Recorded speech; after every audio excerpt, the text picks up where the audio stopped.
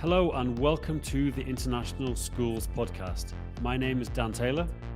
My name is John Micton. Join us twice a month at the International Schools Podcast as we have conversations with international school leaders, educators, and entrepreneurs working and engaging in the world of international schools and education. And finally, just to say a huge thank you to our sponsor, ACER for Education, for making this podcast happen. Now on to the episode. Hello, everybody. Welcome to the International School Podcast. I'm your co-host, John Micton. Dan is away. Again, busy time for everybody, as always, and we thank you for your comments. There's been a lot of comments on various podcasts, and we really appreciate the feedback. And of course, suggestions. People have been messaging me and saying, hey, you should think of this or that. So don't hesitate. But I'm very excited because I have somebody that I've been following for quite a while, and I always get so inspired. And I know in my last professional situation, I used a lot of his resources, especially the 4-shift protocol, and really transformed our team in the way we approach the integration of digital learning and digital literacy, more in maybe appeasing, and maybe appeasing is the wrong word, but kind of calming the anxiety level that sometimes people have when they're wanting to integrate or where they feel they have to integrate. And no better person to talk about that than Dr. Scott McLeod. So Scott, such a pleasure to have you. So nice to see you. You've been really busy. If anybody's following Scott on Twitter or LinkedIn, he is traveling and working and supporting teachers and school districts. It's just phenomenal. So we feel really lucky to have you. Hopefully a little respite before you head out again. Thanks for all the kind words, John. It's nice to be here. So Scott, you have 2 books that many of our audience are familiar. I think the one that most people might be familiar with internationally is Harnessing Technology for Deeper Learning, which really engaged the reader and to think about, how do you harness technology in a meaningful way and really making it student-centric and giving us some really concrete questions and dispositions and approaches that very likely often were different from other frameworks. And the sentence that always jumps out to me is, how can I help you? How can I get you there? A very supportive, I'm not in control, but I'm here to support you. Maybe we can talk a bit about that. And then, of course, your latest book, Leadership for Deeper Learning, which is another excellent read. And if audience members have not read either, I recommend you do that. The show notes has a lot of resources Scott has kindly shared out. So Scott, talk to us about maybe why this approach that was very different from, I think, what other frameworks like the SumAir, the TPAC, you really almost did a shift in some ways. You went with it a different way. Why? Thanks, John. So, the book Harnessing Technology for Deeper Learning has been out a few years now. We're very grateful for the response that it's gotten. It's a little bit of a misnomer. The publisher put the word technology in there. It's really more of a deeper learning redesign book. But when you work with publishers, sometimes they insert the word tech because they think it'll hit a certain market. I think the book and the 4 shifts protocol that goes with it, which is free, by the way, is really intended to solve a design problem, right? I think you noted that some of the frameworks we have for technology integration, for example, like SAMR and TPAC and some of the others, they're very general. Like they're meant to sort of give people a sense of where they might live on a continuum, but they don't really tell people what to change. And so, you and I have both worked with educators for a really long time, and that they need some very concrete support and scaffolding. And so like any good protocol should, the 4 shifts protocol is intended to give some very concrete, specific look-fors and think-abouts that you can actually shift on or pivot on, right? And nobody likes the word pivot after the pandemic. So, instead of just saying, make a generalized guess about where you live on some generic continuum, we're saying things like, well, if you really care about student agency, here's 9 really concrete questions you can ask yourself and you can shift on if you desire, right? So like, for example, who's the primary driver of the dock time? Is it you or is it, the students? And if it's more you, then how could you redesign that so it was more students? Who's selecting what is being learned and how it's being learned, who's the primary user of the technology. So these are all very concrete questions that you can answer for yourself for a lesson or a unit, right? And you can move toward. Similarly, if we're talking about real world authentic work, we're asking questions like, are you asking students to create a real world product or a performance? Is there an authentic audience? Are you making a contribution to, the world outside the classroom walls in the school building? And these are all very concrete things that people can wrap their head around. And I think, the reason that the 4 shifts protocol has been taking off so quickly over the last couple of years is because A, it's specificity.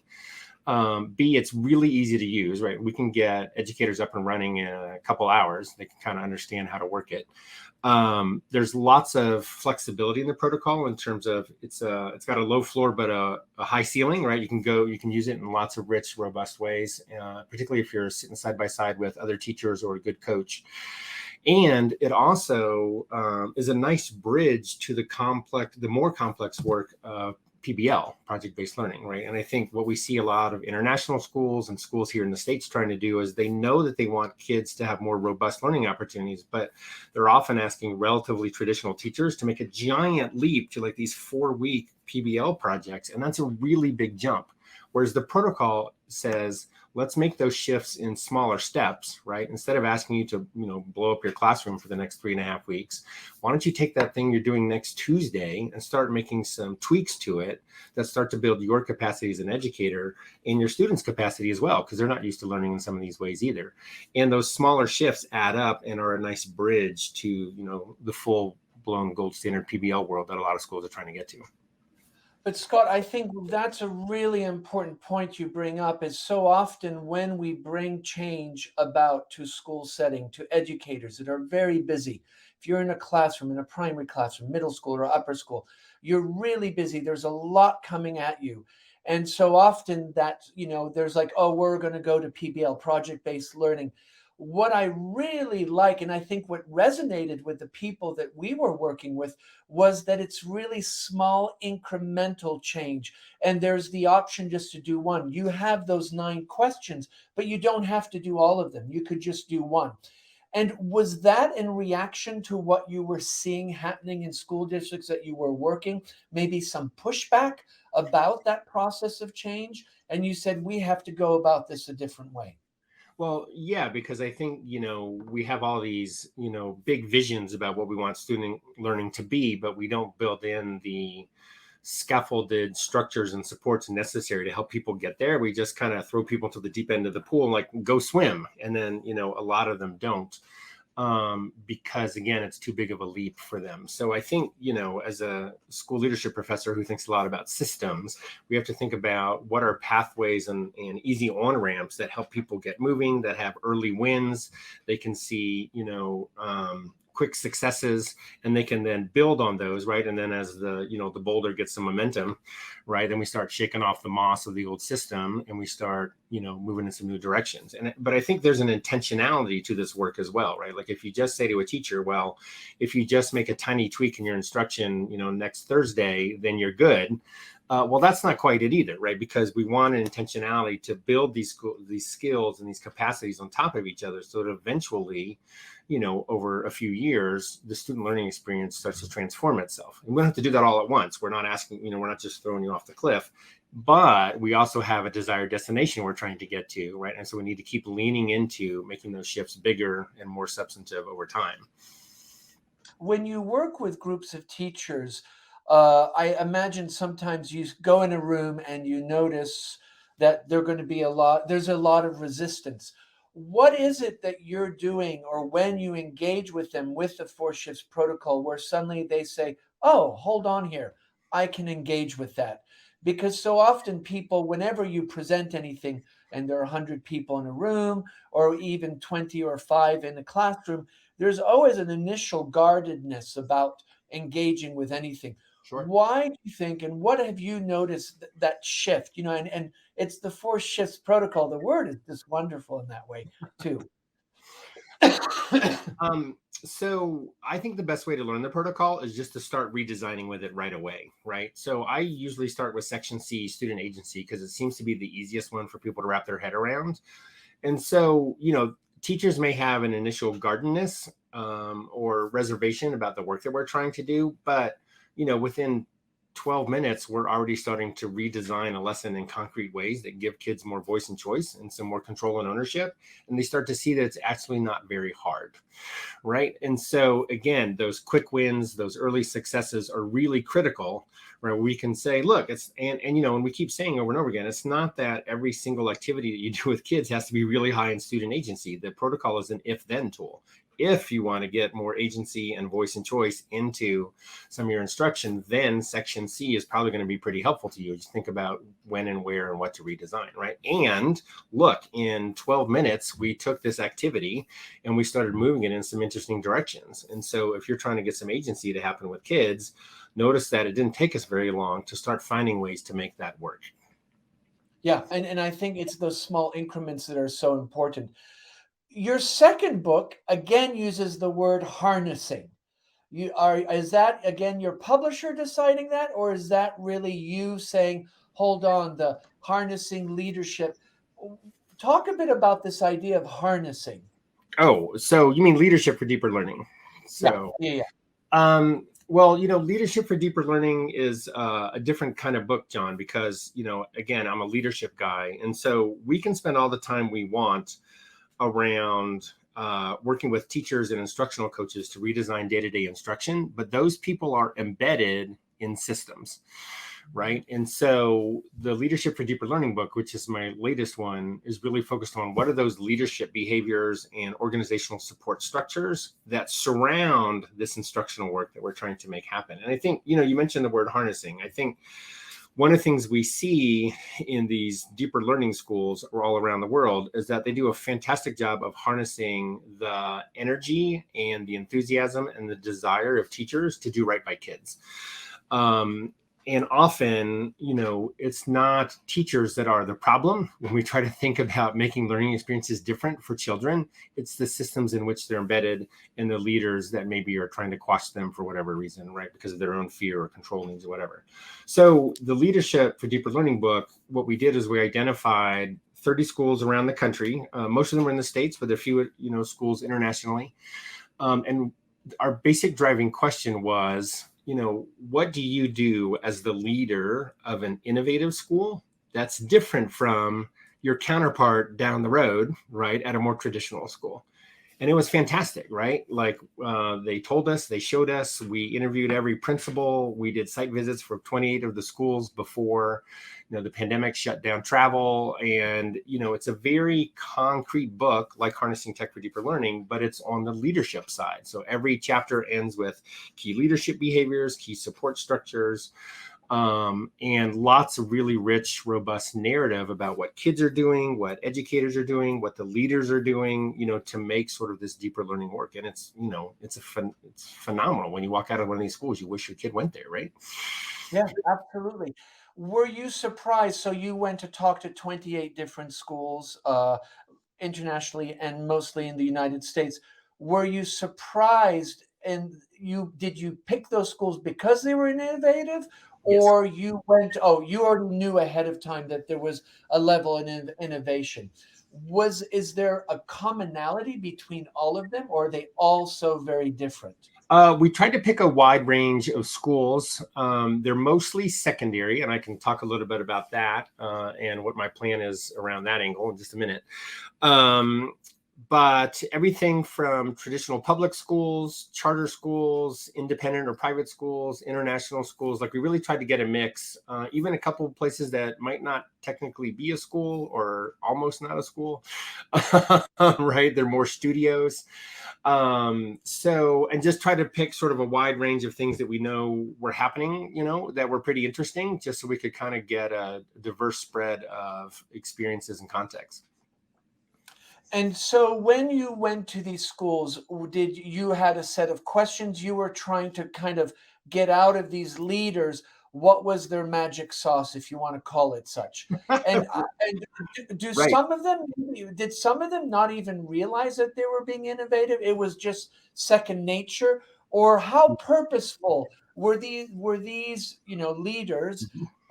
Had they really sat down and said, okay, my why is this, my when, how, what, or was it something just organic, something in the water, if you want to even say it Right. like that? Yeah, thanks for asking. So we interviewed every principal before we did a site visit. So we had some basic knowledge and understanding of how the school operated and what it was trying to do before we visited. And then usually our site visits were, follow-ups where we dug deeper on things we wanted to know more about. We got to walk the halls. We got to visit classrooms and see teachers and kids in action. They also told us interesting things, beyond what the principal had shared. But John, there's incredible intentionality in a deeper learning school because, they're trying to create a learning experience for kids that is very different from most of the schools around them, right? And so they have to think very hard about what structures do we need to put in place? What kind of systems do we need to make, to give kids lots of agency in their learning because, we're so used to them having almost none, right?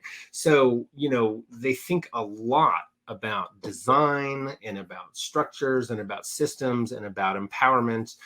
And, as I've said to people before, a school that is designed primarily around factual recall and procedural regurgitation is a very different place than a school that's designed to prepare kids who are thinkers and problem solvers, right? And so the deeper learning, thinking, problem solving school doesn't just happen by magic, right? Like you literally have to be very purposeful about creating new spaces and new ways of being and new ways of thinking and having different kind of conversations with parents and kids about what you're trying to make happen. And I think, you mentioned the secret sauce. I love that phrase.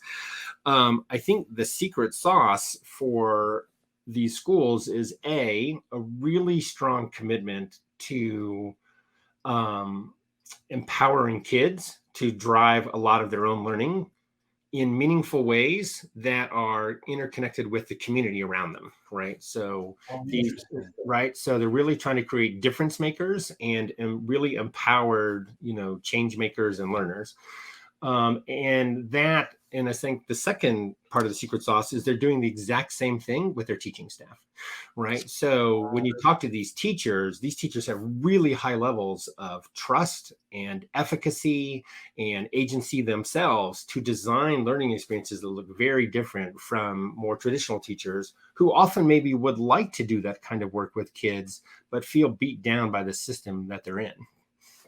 Now you refer, and as you're describing these profiles, is always this idea of design, intentionality, and structure. And so often, you hear stories of amazing principals, and it's really driven around the personality, the energy, kind of the rock starness of that individual. But what I'm hearing, you're saying, hold on here, there has to be a systematic structure, and you have to design it in a way that actually, if that person's not there, that the intentionality and that culture can continue. Yeah, absolutely. And, for some of these schools, like some of these charter schools or these independent schools, the founder's vision often is really strong and carries it for the first X number of years. But, nobody stays in that role forever. They retire, they get ill, they move on to another adventure, whatever. And so the question then is, how do you build sustainability of the learning model and the school model so that it doesn't fade into something else, right? And so I think one of the things we see in these schools, going back to this idea of teacher agency, is that we also see a lot of distributed leadership practices where, the person who is theoretically the head of the school actually is giving up a lot of control and power to teaching staff, other people in the building, kids themselves, families, right? Because they recognize that this has to be a model that we co-own and we share together, right? So that if something, happens to me for whatever reason, that the model that, we have widespread buy-in and ownership, and somebody who's already had practice owning pieces of this can just step in and keep it rolling. You say, and you mentioned this idea of leaders being willing to give up control or distributive leadership. What would you say is the hesitancy of a lot of leaders wanting to do that? Is it that they don't know, or is it just a sense of fear and maybe feeling, well, if I let go, then I don't know what's going on? Right. I think it's a whole bunch of stuff, right? Some of it is just very natural control needs or fear or anxiety around what might happen if I don't, keep the thumb on, current activities. Here in the States, of course, we have some pretty strong accountability measures that people feel beholden to, right? That sort of drive some of these conversations. So, and that's true in international schools too, right? Like we let test scores on whatever your test is, right? Or certain curricular expectations sort of shape the way we think about what we're trying to make happen with kids. And I think one of the things we're finding in deeper learning schools is that they're saying that we might actually share the same goal. We might actually also be trying to have kids do really well in AP classes and in the IB program and on the SAT and the ACT or the state test or whatever. And we just think there's a different way to get there, right? And so the way is not creating a very highly structured, rigid, regimented, curriculum that might even be scripted, right? They're doing some of that in the US. But really figuring out how do we lean into kids and educators' interests and passions? How do we activate that natural sense of learning and joy around learning that we know we have, right? And we're going to lean into interests and passions and meaning making and sense making. And guess what? The curriculum will follow, right? And we'll get some really good stuff, which is very different from saying, you know what? We've got this really diverse group of humans in the building, and we're basically going to ignore that diversity, and we're going to make everybody do the exact same thing at the exact same pace at the exact same time because we're trying to get to the exact same outcome on this exact same assessment, right? And the research on these deeper learning schools is fascinating because they cover less content, but their students tend to do as well or better on these standardized assessments of content coverage than educators in traditional schools. Because they're going deep on the stuff that really matters. They have a really strong sense conceptually of what's happening in their curriculum area. And they've gotten to go deep, hands-on and active, right, in that way so that they really get to wrestle with things in a different way than, hey, I just did some practice problems or a worksheet or whatever. Do you think the profile of these leaders and the profile of these teachers in these deeper learning schools, have they experienced deeper learning in their own education? And that's why they're so passionate? Is it something that you have to experience prior? Or is it just they're looking at what's in front of them and saying, this doesn't work anymore. What can we do? So are they kind of going ahead and said, let me learn how to do this differently? Or is it just something that they experienced prior? Yeah, I think more of the latter, right? I think we have a few educators who came up in a more maybe progressive, school setting and understand what some of this looks like. But for the most part, a lot of these schools attract the disenchanted educators, classroom teachers, coaches, and leaders from other buildings who are like, I really am struggling in this current, rigid, regimented system in which kids are bored and apathetic and actively pushing back against. I just want to liberate kids in their learning to do some really interesting work. And by the way, we can also maybe positively impact our community while we're at it. And so they start looking around like, what are my options? And then they find out that, there's a school, 10 minutes away that's doing some really cool stuff in their city. And like, oh, I want to go try that. Right. And so, a lot of these people are coming over because, like you said, they're disenchanted with their current context and they're trying to make something different happen with children. And were these principals and leaders and teachers aware of the different schools that were deeper learning schools? Did they know that there was this, or were you kind of saying, hey, by the way, in the state next door, in the country next door, there is another school like that? How aware are they, or do they feel very alone sometimes? Oh, that's a great question. So we have some deeper learning school networks. So for example, the Big Picture Learning Network, the New Tech Network, the High Tech High Network, EL, Expeditionary Learning, EdVisions. These are all networks of deeper learning schools that are either national or international. And so if you belong to one of those networks, you are aware of and interact with educators and other buildings in the network. What I'm finding, for example, here in Colorado is that we probably have 40 to 60 really innovative deeper learning schools across the state, but they don't know about each other, right? Wow. So they often do feel very alone because in their local area, we're in a city of 150,000 or whatever. we're the only ones doing this work. So we're a great alternative to these more traditional, school environments around us. But who do we learn from? Who do we interact with? Who do we, grow professionally? Who will stretch us? So one of my goals is to not only, help people connect across the country. So, but also here in Colorado is to create sort of a Colorado network of innovative schools, including, where I can start telling their stories, where we can have an annual conference where they come together and share with each other and be like, oh, that's really cool. Let's try some of that. Right. And so that work is really important.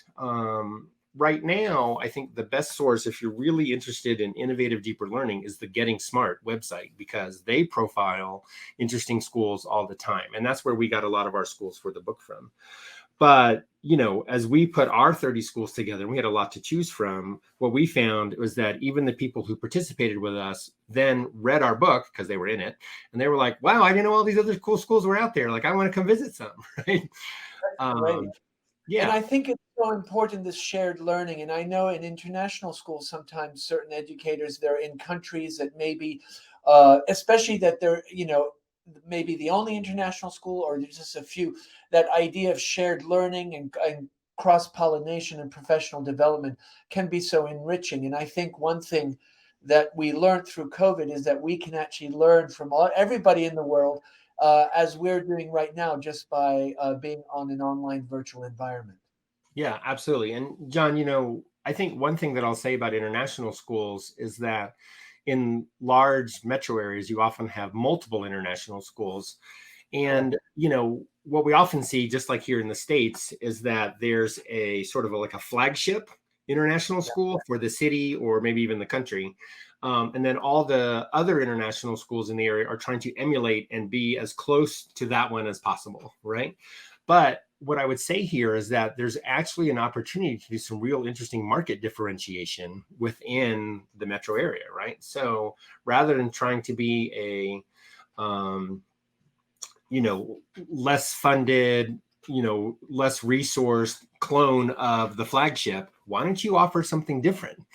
And you might be surprised that there's actually a real appetite from a number of families and kids for a different kind of school model, right? And I think we see that play out over and over again in metro areas in the States, where instead of trying to, be a cookie cutter, copy of, the big dog independent school, they're saying we're going to offer something that's very unique. Your kid's going to have a very different kind of learning experience rather than just, a shadow version of the, the big dog.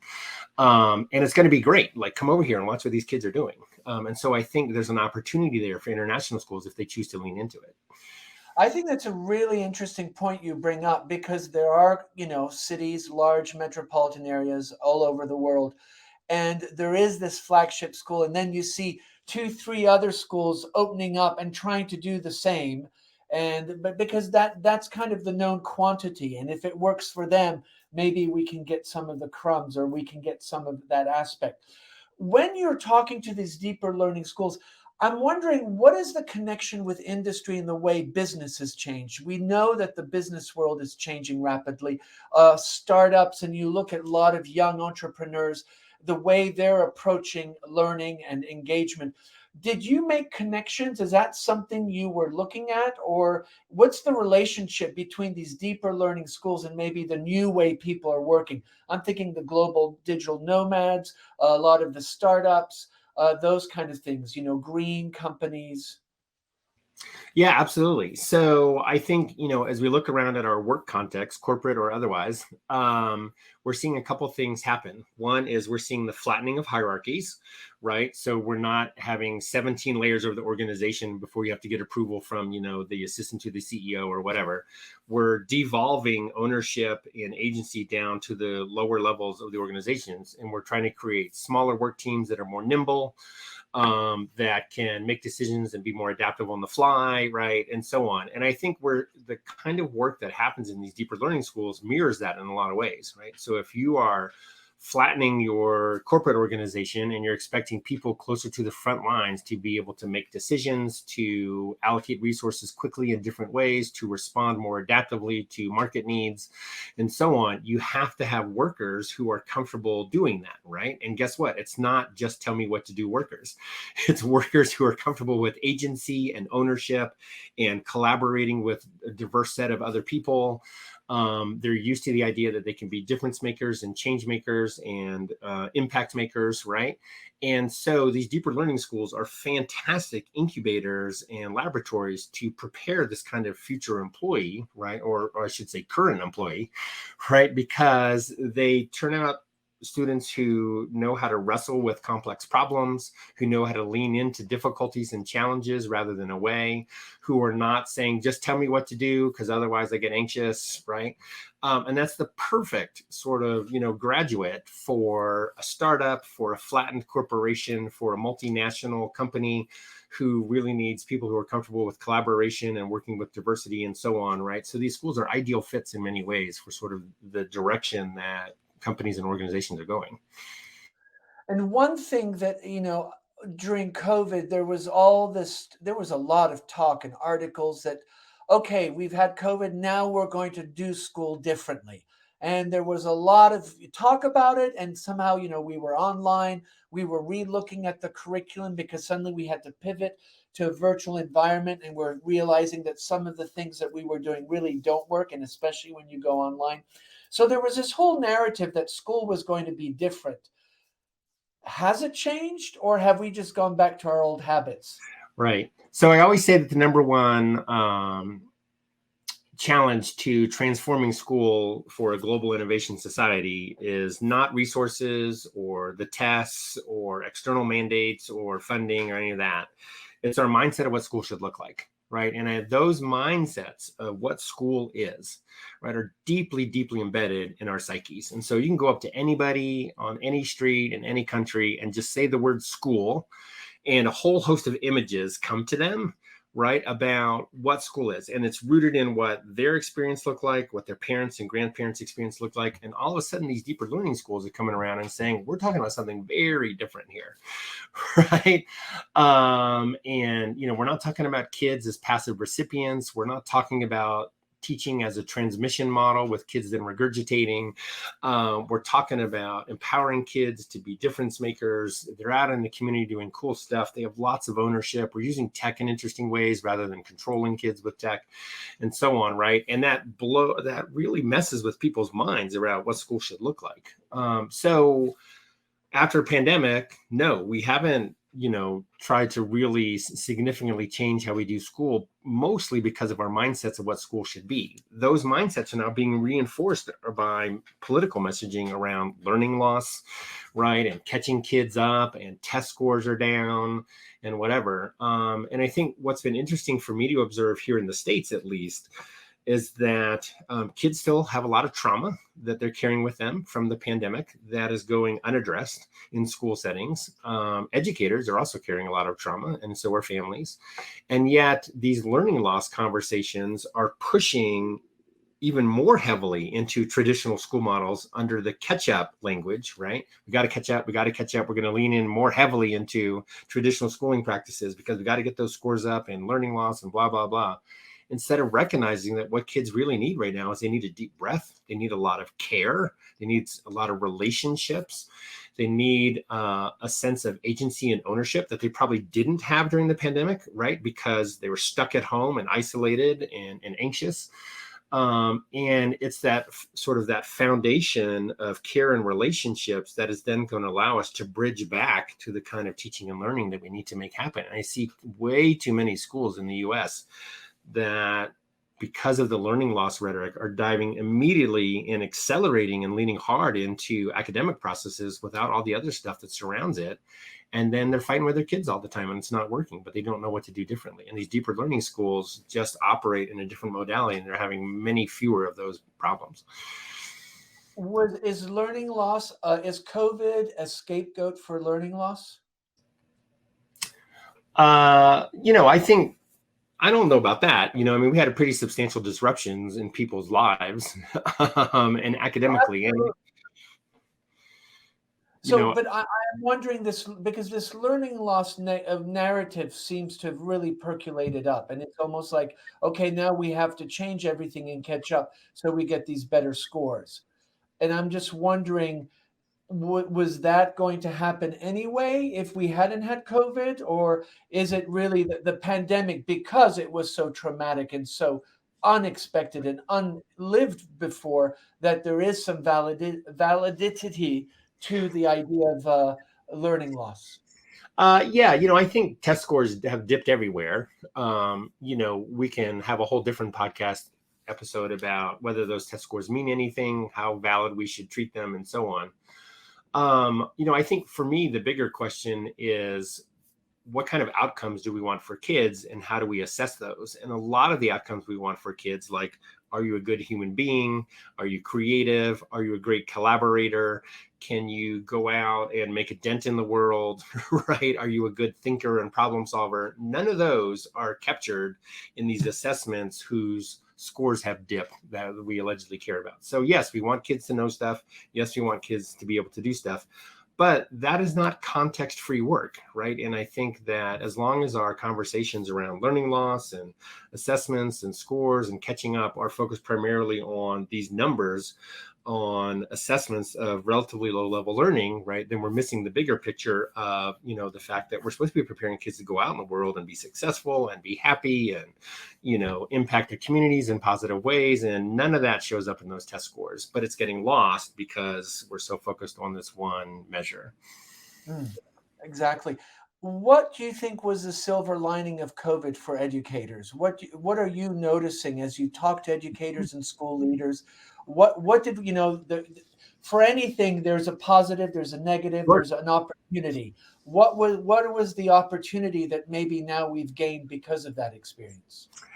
I think for many educators and school systems, we realized for the first time in maybe a long time that we could actually shift pretty quickly if we needed to. There's the old saw in school leadership circles that schools change incredibly slowly, and no matter what initiative you introduce, it's going to take 3 to 5 years before you even start to see glimmers of success. And you know what? During the pandemic, every school everywhere pivoted really fast, right? And it wasn't perfect, and it was messy, and it was stressful, and nonetheless, we did lots of things really differently, really quickly. And I think in our quest to return back to normal as soon as possible, we have already forgotten that energy, right? And I know that a lot of leaders were trying to build that as they came out of the pandemic and just say, look, remember how fast we moved when we really needed to? What if we identified some things that are really important to us as a building, as a system, as a community, right? Could we move a little faster on some stuff? And again, recognize that it might be messy and it might cause a little bit of discomfort, but in the end, we gained a lot of new skills. We learned a lot of new tools, right? We had different ways of interacting with kids and families, and a lot of those were very successful, right? And so how do we build off that positive momentum in ways that work? And so I think that's probably the biggest silver lining for me out of the pandemic, is that we showed ourselves that we could move more quickly if we want to. And I think now the challenge is in every building and system is how do we harness that energy and keep that idea going rather than just simply reverting back. And why do you think schools revert back? They had their 2 years or however long different. I mean, there are some countries where COVID is still, if you think of our colleagues in China, there's Right. still a lot happening there. Is that because that was the familiar, that was the safe place? Yep. Or was it because it was like, okay, we kind of were innovative for 2 years. Now we're done. We're tired. Now we get back to the old ways. Right. Well, part of it is mindset. Again, never underestimate the power of our mindset of what school should look like. Some of it is indeed exhaustion, right? Like people are just tired. And even though it's, we're kind of emerging out in most places, not everywhere, like you said, but in most places, that comfortable, that familiar might take a little less energy from us. And we'd like to just rest a little bit, which is very natural. So yeah, lots of reasons. Might be external policy mandates around scores or, what we're trying to catch kids up on. No matter whatever we have, high bursts of energy, we also need periods of rest. I just hope that we don't forget some of what we've done. and that it is possible if we choose to. Yeah, absolutely. And Scott, the pandemic also kind of amplified some of the bigger issues that we're dealing with, and one that keeps coming back is this issue of climate change. And you know, you hear a lot of younger people, especially I have two children in their early 20s, and there is a certain amount of anxiety about how are we going to tackle this. Have you noticed that also amongst educators and schools saying that we really have to focus on this, a bit like the pandemic, where it's a non-negotiable, we have to come up with a solution? Are you seeing that happening more, or is it still kind of on the back burner? Unfortunately, here in the U.S., we have a lot of political factors that are working against schools leaning into some climate change related conversations. I think this is one of the places where international schools are really leading the way. Is that, I think about, for example, some of the things that are happening around the Sustainable Development Goals from the United Nations, and how a lot of international schools and teachers have leaned into that work with kids. Climate change obviously is a huge part of many of those SDGs. Here in the U.S., when I mention, SDGs and climate change to most people, other than the wistful science teacher who wishes that she could teach about it more, we mostly sort of leave that on the back burner in our school curricula, unfortunately. And most of that is probably political. And you bring up this word politics, and you've brought it up often in the context of the United States education system and teachers. And that seems one of the things that has a real impact on schools in the United States is the politics, because the way things are structured, boards are elected and politicians are connected to that. Is this something that really continues to be a real issue, in the sense that maybe it's one of the blockages or one of the hesitancies of people trying to be innovative because of this political narrative that's overlooking them? Yes, absolutely. And so that plays out in a couple ways.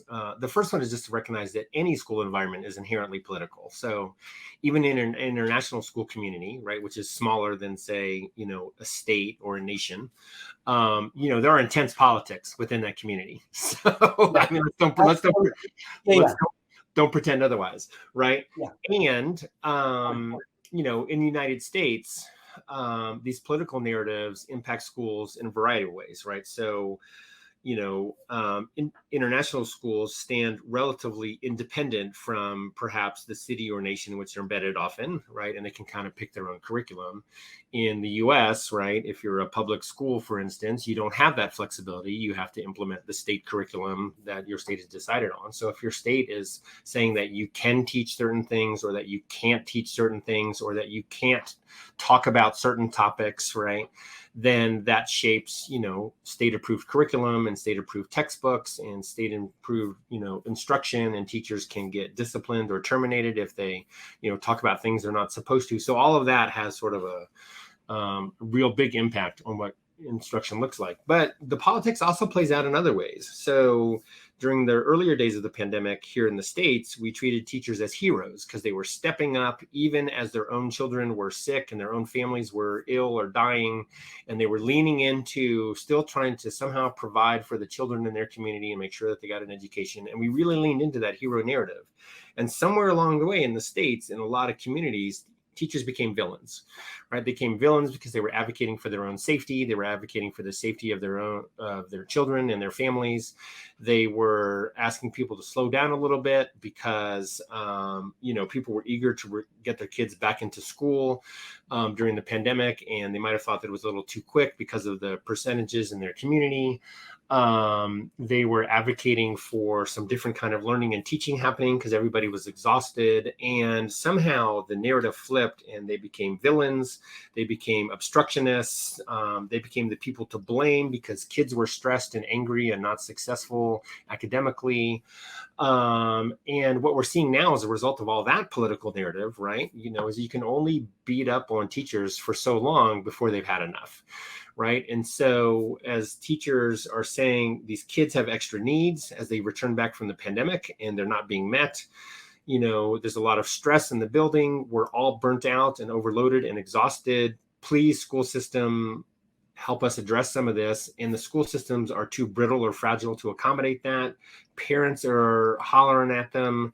The politicians are hammering at them because they're trying to make talking points, politically, whatever. And we're seeing these massive waves of teacher shortages and departures because they've just had enough, right? So now the biggest problem in American schools is probably not learning loss and trying to catch kids up. It's, do we have enough bodies to fill all our classrooms, right? And we just have record teacher shortages all over the states because these narratives have continued to portray education as, the problem, not the solution. And we're seeing that also manifest itself in teacher prep programs. The number of young people who say they want to be teachers these days is down about 1/3 to 40% from what it used to be even a decade ago. So that's incredible. Those are some huge numbers. That's really, wow. That's really sobering. Scott, we're going to come into 2023, and I'm sure you have all kinds of projects ahead. What are your hopes for teachers in 2023? What are you thinking, thinking about all the different groups that you've supported and interacted with? What is your hope for what 2023 might look like for educators?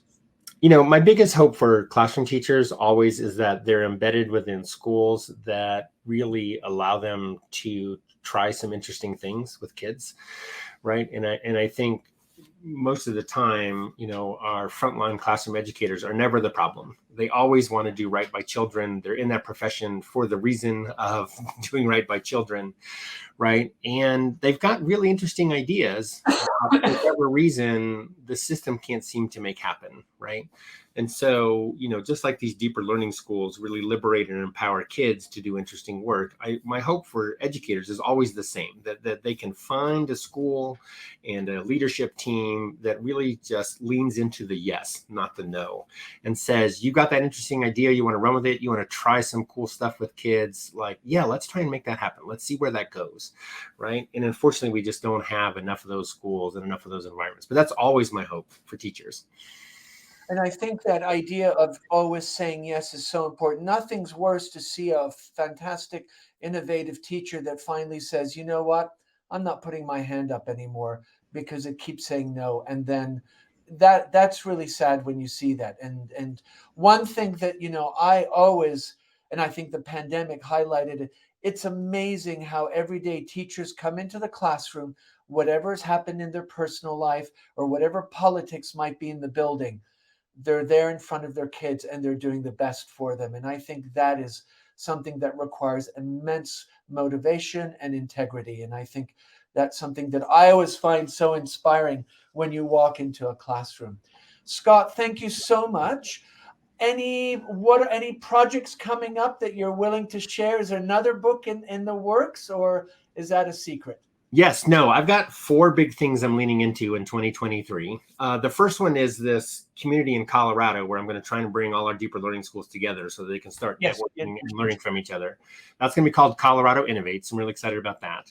I'm starting 2 new podcasts. One of them is called Redesigning for Deeper Learning. We're literally going to redesign lessons on the fly on the podcast, right? Wow. So people come in with their lesson and then you help them redesign it. Yeah. Fantastic. And we went like a live coaching session toward deeper learning, right? So, a middle school science teacher at an international school could sign up for an episode and be like, here's how I've always done this activity in science class. And we're like, all right, cool, let's bounce it around. Let's see if we can give kids some more agency, focus on some real good thinking and problem solving, some real world work, whatever. So, and it's going to be on the fly. It's going to be awesome. So that's coming out in the spring. We're also going to start a podcast called Leader Talk, which is going to interview principals of deeper learning schools. So continuing the work that we did in the Leadership for Deeper Learning book and turning it into a podcast where we say, look, help us unpack what happens at your school so that other leaders can learn from you. So that's initiative 3. And my 4th big project is I'm on sabbatical in the spring. And I'm really excited about this because so much of the deeper learning conversation is focused on secondary schools. And there's reasons for that, right? Because we can talk about things like internships and place-based service learning and community impact and capstone experiences, and they might have transportation and whatever, right? But we also know younger kids can do this work too. So we are now empty nesters. So my wife and the dog and I are going to hop in the car and we're going to road trip all around the US and we're going to unpack deeper learning in elementary and middle schools. Oh, fantastic. Yes, because, I want to go visit that cool, kindergarten through 5th grade school that's doing really neat stuff with kids. I want to go visit that amazing middle school that's, lighting kids on fire and they're doing stuff out in the community. And so I'm going to really unpack K-8 here in the spring. And then there'll be, of course, books and whatever else come out of that. It's going to be pretty fun. Oh, that sounds wonderful. So I've got a big year ahead. I'm excited. Yeah. And I take it those 2 podcasts we can get through your blog, right? Yes. We'll get those launched here in the spring and there'll be links for my blog for sure. Perfect. Great. Scott, thank you so much for spending the time with us. It's always such a pleasure. And again, I want to remind our audience the 2 books that we focused on: Harnessing Technology for Deeper Learning, Connected to the 4 Shifts Protocol, and Leadership for Deeper Learning, where Scott talks to 28 different leaders from deeper learning schools. And of course, don't forget dangerouslyirrelevant.org is Scott's blog. Highly recommend spending time on there. It's always very inspiring. Scott, thank you so much. I will definitely want to try to catch up with you after your road trip with your wife and dog and those deeper learning primary schools. That'll be really interesting. Thank you so much for your time. Thanks, John. I appreciate the invite. And, to everybody who's listening, if there's any way I can be of support, reach out. John can tell you that I'm pretty responsive, try to help anybody I can. So I can say that, yes, absolutely. Be careful. He will respond to your emails and very quickly. So definitely take advantage of that kind offer from Scott McLeod. Thank you.